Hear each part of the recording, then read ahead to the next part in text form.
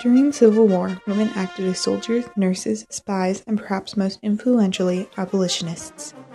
Women also supplied necessities for troops, including food, clothes, and medicine, and funding. There are approximately 400 documented cases of women soldiers. The brave women would disguise themselves as men. Women from both the North and South would cut their hair, steal uniforms, and fight on the front line.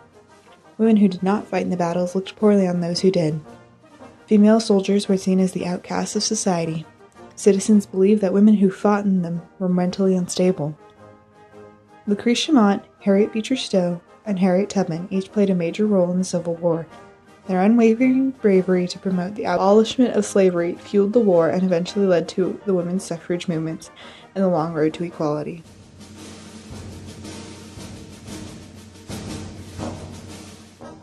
Women's rights activist, abolitionist, and religious reformer Lucretia Mott was born Lucretia Coffin on January 3, 1793, in Nantucket, Massachusetts.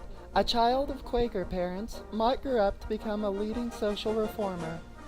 At the age of 13, she attended a Quaker boarding school in New York State, where she stayed on to work as a teaching assistant. While at the school, Mott met her future husband, James Mott. The couple married in 1811 and lived in Philadelphia. By 1821, Lucretia Mott became a Quaker minister, noted for her speaking abilities. She and her husband went over with the more progressive wing of their faith in 1827. Both Mott and her husband were ardent abolitionists and members of the Society of Friends. Mott was strongly opposed to slavery and advocated not buying the products of slave labor, which prompted her husband, James Mott, to get out of the cotton trade around 1830. An early supporter of William Lloyd Garrison and his American Anti-Slavery Society, she often found herself threatened with physical violence due to her radical views. Amid social persecution by abolition opponents, Mott continued her work for the abolitionist cause.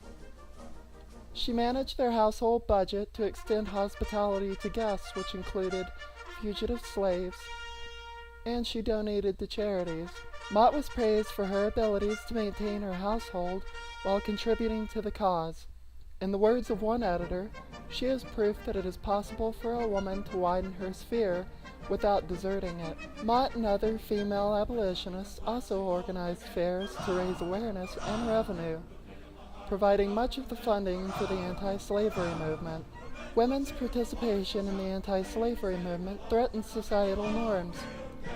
Many members of the abolitionist movement opposed public activities by women, especially public speaking.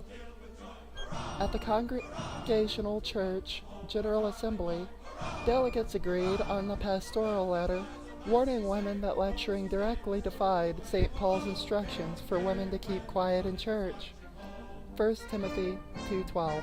Lucretia Mott and her husband attended the famous World's Anti-Slavery Convention in London in 1840. While in attendance, she met Elizabeth Cady Stanton, who was a supporter of the work Mott had done as an abolitionist. Though delegates to the convention, Mott and Stanton were denied the right to participate because of their gender. They agreed that the status of women must be advanced. This led to her joining Stanton in calling for the famous Seneca Falls Convention in New York, 1848. At which, ironically, James Mott was asked to preside. From that point on, she was dedicated to women's rights and published her influential Discourse on Woman, 1850. The Declaration of Sentiments, signed by Stanton, Mott, and other participants at the Seneca Falls Convention, called for the extension of basic civil rights to women. These included the right to vote and the right to hold property. In 1876, Mott and the National Woman Suffrage Association renewed their call for women's equality in their declaration and protest of the women of the United States.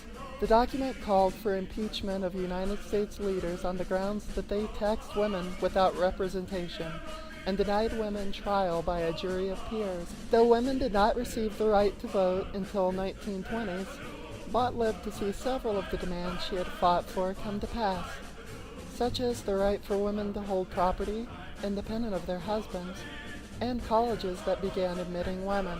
While remaining within the Society of Friends in practice and beliefs, Mott actually identified increasingly with the more liberal and progressive trends in American religious life, even helping to form the Free Religious Association in Boston in 1867. While keeping up her commitment to women's rights, Mott also maintained the full routine of a mother and housewife, and continued after the Civil War to work for advocating the rights of African Americans. She helped to found Swarthmore College in 1864, continued to attend women's rights conventions, and when the movement split into two factions in 1869, she tried to bring the two together. Mott died on November 11, 1880, in Shelton Hills, now part of Philadelphia, Pennsylvania.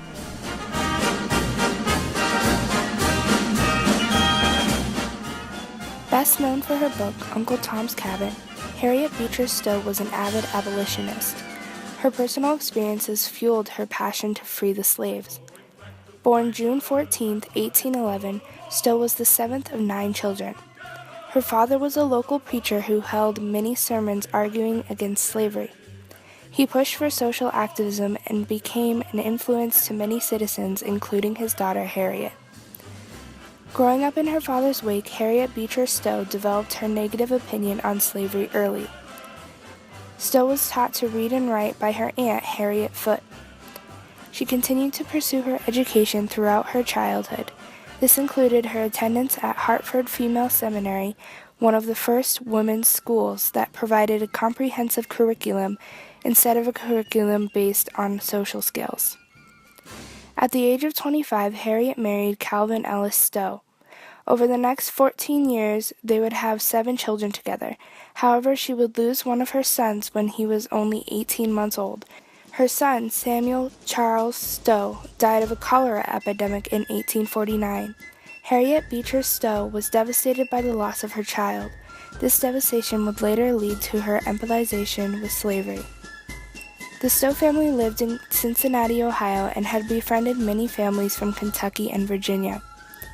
These families detailed their experiences with slavery, and this led Harriet Beecher Stowe to plan a visit to Virginia. Once there, Stowe had a first-hand experience with the horrors of slavery. When she was walking the streets with friends, Stowe witnessed a slave auction. Stowe saw that a young mother was being separated from her son and being sold to separate families. This scenario reminded Harriet Beecher Stowe of the death of her young son. She saw the slaves as human beings and refused to allow this form of discrimination and separation. Their occurrence at the slave trade led Stowe to heartbreak, and she vowed to fight the war against slavery. In 1839, the Stowe family hired an escaped slave to help with family affairs. However, the owner of the slave returned to reclaim the young girl. During this time, freed slaves could be reclaimed and returned to their owners, even after they were granted their freedom. Refusing to let the young girl return to her master, Harriet Beecher Stowe loaded the girl in a covered wagon and transferred her to a home of a trusted friend, where she would be safe until the slave owner left. This experience would later be described in her novel, Uncle Tom's Cabin. In 1850, Congress passed the Fugitive Slave Law, making it illegal for anyone to help a fugitive slave. This allowed slave owners to travel into the northern states to reclaim slaves that had escaped or been previously set free. In 1851, in response to the Fugitive Slave Law, Stowe began a contract with the National Era, an anti-slavery magazine. In hopes of detailing slavery for the Northerners who had not experienced it, Stowe wrote a short story for the magazine as a way to unite the citizens against slavery. Harriet Beecher Stowe originally planned for the story to only include 3 or 4 chapters. However, she would go on to write over 40. The installment was published June 5, 1851. Before the series was finished for the magazine, Stowe was offered a publishing deal to expand her chapters into a novel. Uncle Tom's Cabin was published in 1851, with an alternate title of Life Among the Lowly. The novel tells the story of the relationship between slave and slave owner. It depicts slavery as a system that treated people as property. Stowe's book argued that it was a necessity for the United States to take action against the practice and to abolish slavery completely. In hopes of attaining freedom and equality for all, her literary piece began the revolt against slavery. Becoming a bestseller in the United States, Britain, Europe, and Asia, the novel was translated into over 60 languages and began the controversy. Uncle Tom's Cabin quickly became a symbol of anti-slavery and is believed to be one of the true starters to the Civil War. Harriet toured the country and spoke about her book and beliefs to thousands of people in the northern part of the United States and people in Great Britain. In regards to writing her book, Stowe stated, "I wrote what I did because as a woman, as a mother, I was oppressed and brokenhearted with the sorrows and injustice I saw. Because as a Christian, I felt the dishonor to Christianity. Because as a lover of my country, I trembled at the coming day of wrath." Massachusetts Senator Charles Sumner argues that had Harriet Beecher Stowe not written Uncle Tom's Cabin, Lincoln would not have been elected. In comparison, pro-slavery citizens argued that the novel was fictitious and was not realistic to their everyday life. Stowe responded by publishing a nonfiction article titled "The Keys to Uncle Tom's Cabin" that rocked the controversy further. President Abraham Lincoln was believed to have read both Uncle Tom's Cabin and The Keys to Uncle Tom's Cabin. The pieces strengthened his anti-slavery decisions and propelled the early writings of the Emancipation Proclamation. Although Stowe's writings were part of the believed inspiration for the Emancipation Proclamation, Harriet Beecher Stowe had her doubts about the reality of the document. Because she was skeptical about the outcome of the Emancipation Proclamation, Stowe decided to meet with the president in 1862. President Abraham Lincoln issued the Emancipation Proclamation on January 1, 1863. He declared that all persons held as slaves within the rebellious states are and henceforward shall be free. Harriet Beecher Stowe died on July 1, 1896 in Hartford, Connecticut. Over the years, she had established herself as a strong writer, abolitionist, and social advocate. Without the creation of her novel, Uncle Tom's Cabin, Stowe would not have started the controversy around slavery. Her writings, speeches, and beliefs propelled the nation into an argument that would later launch into the Civil War. Her works continue to live on in the form of the original novels, as well as portrayed in plays and other forms of literature. In the 1970s, Harriet Beecher Stowe became recognized as one of the leading feminist figures of her time.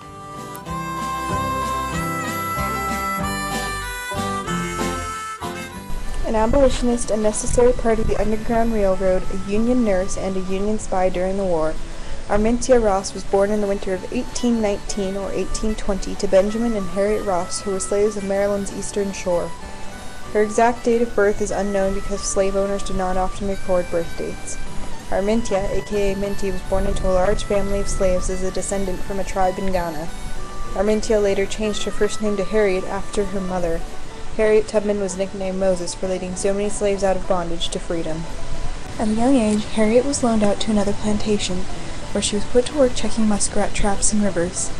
She became too sick to work and was returned. After recovery, she was lent out again to another plantation, where she worked as a nursemaid to the planter's child. By her early teens, she was working as a field hand. At one time, she defended a fellow field hand who had tried to run away, coming between the angry overseer and the field hand. The overseer threw a 2-pound weight, but it fell short, hitting Harriet in the head. She suffered from lifelong headaches, seizures, and narcolepsy as a result. Around 1844, Harriet received permission to marry and live with John Tubman, a free man, but she was required to continue working for her owner. In 1849, Harriet and 2 of her brothers ran away after the death of their master, fearful of being sold. Her brothers had second thoughts and the group returned back to the plantation. Not long after, Harriet left on her own. She left on foot in the middle of the night, using a part of the Underground Railroad that was already in place in eastern Maryland. She traveled only at night using the North Star and instructions from abolitionists in the Underground Railroad to guide her to Pennsylvania. She went to Philadelphia, working odd jobs and making plans to return to Maryland in hopes of helping her family and anyone willing to take the risk of flight for freedom. She became involved in abolitionist organizations, including the Underground Railroad, which provided safe havens and guidance for escaping slaves. In 1850, she returned to Maryland, bringing her niece's family to the Free States. In 1851, she returned for one of her brothers and 2 other men. During her 3rd trip, she planned to convince her husband to come north, but discovered he had taken another wife, a free woman. Emboldened by each trip, all of which were successful, Harriet continued her journeys into Maryland. She became adept at avoiding capture, and she carried a long rifle with her, both for protection and as a means of ensuring her comrades wouldn't lose their nerve, warning them that if they changed their mind, she would shoot them. Following the Fugitive Slave Act of 1850, Harriet left Philadelphia and moved to St. Catharines in Ontario, Canada, bringing many of the slaves she freed. Throughout the 1850s, she made numerous trips back into Maryland to guide slaves to freedom, including 3 of her other brothers and her parents. By the late 1850s, she was able to buy a small farm for her parents in Auburn from New York Senator William H. Seward, an avid advocate and supporter. She later moved from St. Catharines to the house in Auburn, using it as her base when she wasn't traveling. Before the American Civil War, Harriet helped make the Underground Railroad one of the most important aspects of abolitionism, becoming one of the most active figures in the abolitionist movement. During the Civil War, Harriet served with the Union Army, doing whatever she could to help with the war and fugitive slaves that arrived at Union Army camps. She cooked meals and nursed soldiers and fugitives alike. She was also a scout and a spy behind Confederate lines. In 1863, she became the first woman in America to command an armed military raid. They sought Confederate outposts and destroyed stockpiles of cotton, food, weapons, and liberating over 700 slaves. At the end of the war, Harriet returned to Auburn and continued to be a community activist and an active member of the suffrage movement. In 1867, her husband John was killed in Maryland by Robert Vincent. 2 years later, she remarried, this time to a Civil War veteran, Nelson Davis, whom she has taken in at the end of the war. In 1874, they adopted their daughter, Gertie. In the late 1860s, she sought compensation from the federal government for her work during the war. Her request was rejected, even though her petition was supported by many prominent people, including the Secretary of State, William H. Seward. Her financial difficulties continued. Her friends and allies from the abolitionist movement raised funds to help her. Local children's author Sarah H. Bradford wrote an authorized biography called Scenes in the Life of Harriet Tubman, published in 1869, and Harriet, the Moses of Her People, published in 1886, giving the money from her sales of the books to Harriet. Many other fundraisers were held throughout the years to help Harriet. In 1895, Congress awarded her a pension of $8 a month as the widow of a Union soldier, Nelson, who died in 1888. She was also awarded $500 retroactive compensation for the 5 years her pension claim had been pending. In 1897, a bill was introduced to provide her with an additional $25 a month in recognition of her services as a Union Army member. At the turn of the century, Harriet became involved with the African Methodist Episcopal Zion Church in Auburn. In 1903, she donated some of her land to the church on the condition that it be used for the home for the aged and indigent colored people. The community in Auburn funded the construction of the Harriet Tubman Home for the Aged, which opened in 1908. By 1911, frail and indigent herself, she was admitted to the home where she died in 1913. She was buried at Fort Hill Cemetery in Auburn with military honors. She continues to be an enduring symbol of self-sacrifice, persistence, patriotism, and humanitarianism. Throughout the Civil War, women played a large role, whether it be as a spy, nurse, head of the shop while her husband was gone, or fighting in disguise. Lucretia Mott, Harriet Beecher Stowe, and Harriet Tubman were famous abolitionists and strong independent women during the Civil War era. The footprints from these women can still be found in equal rights movements today. Elizabeth Cady Stanton, speaker at the Seneca Falls Convention, stated it best that we hold these truths to be self-evident that all men and women are created equal, going on to say that everyone deserves equality in work, pay, and politics. The Civil War was a pivotal point for women pushing forward, finding their voice, and later gaining many equal rights.